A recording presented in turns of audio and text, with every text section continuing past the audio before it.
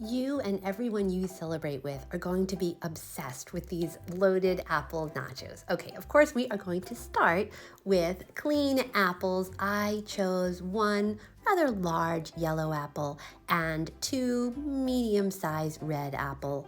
I like the color contrast. I think the more colorful the platter is, the more fun it looks, but really it's whatever makes you happy.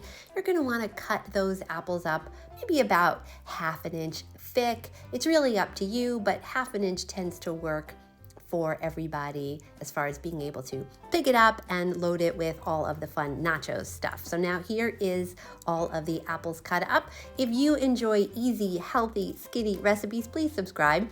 I'd love to stay connected with you. All right, here is my apple hack for not having the apples turn brown, because of course if you're going to a party, you need them to stay looking sexy. So I used a cup of water and a teaspoon, or maybe even half a teaspoon of salt. And then you put the apples in there and mix it up. Now you probably could tell that I cut up a lot more apples than what you're seeing here. As in life, you know, I didn't have what I needed, what I thought I needed, so I had to make an adjustment. So that's what I did. So I switched to a bigger container, and then it worked. And oh, I want to also point out that you should rinse with clean water the apples before you put them down. Now you can tell that I put the apples in a circle. I thought that looked really pretty. I just did one circle and then an inner circle and then an inner circle on top of that, and that makes it look like that. And then the next layer is banana. I mean, apples and bananas. So delicious.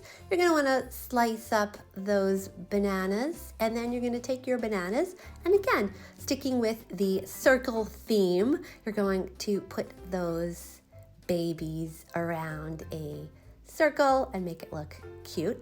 And then we're going to add some blueberries. Now, blueberries are delicious and they make everything fantastic, but they also add some nice blue color, which adds to the happiness of the apple nachos. And then these are pomegranate seeds. You don't have to use pomegranate seeds. You could certainly use strawberries. That would also give a really nice color and of course some yummy flavors. And now talking about yummy, how could we not add some peanut butter? Who doesn't love peanut butter?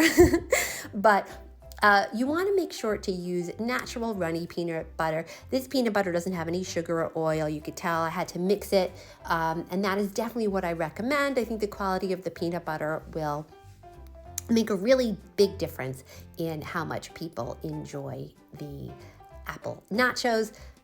I didn't do this so fancy, as you could tell. It kind of just dripped everywhere. Now, if your peanut butter isn't as drippy as you would like it to be, you could put it in the microwave for 30 seconds. It was a cool day here in Los Angeles, so I had to do that. Next, we can add some pecans. I really didn't do anything fancy. I just broke them up in my hands and dripped them on top. The pecans give such a wonderful flavor and some nice crunch to your loaded apple nachos. And then next is sliced almonds. That also gives it such wonderful flavor and almondy crunch. Now, what would any holiday or party platter be without a little bit of chocolate? Let's add a little bit of chocolate chips. If you would like more skinny, healthy, easy recipes, please subscribe. I'd love to stay connected with you. And that is what it looks like.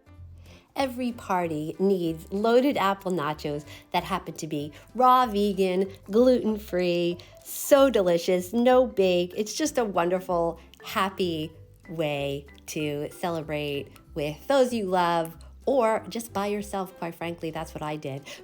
For more easy, healthy recipes, check out these 1-minute Snickers. If you love this recipe, you're gonna love that.